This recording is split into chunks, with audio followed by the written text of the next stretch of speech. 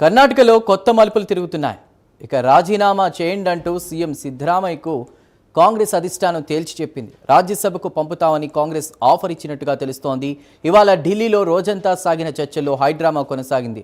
4 గోడల మధ్య వాడివేడి చర్చలు జరిగినట్టుగా తెలుస్తోంది. అయితే రాజ్యసభ సీట్ల గురించే చర్చించామని కేసీ వేణుగోపాల్ చెప్తున్నారు.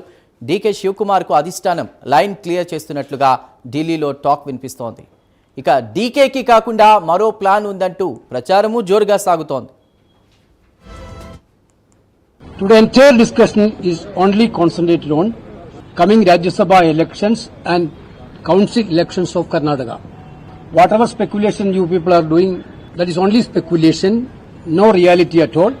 Today we discussed about the Rajya Sabha seats and the council seats of Karnataka. Today entire discussion is only concentrated on coming Rajya Sabha elections and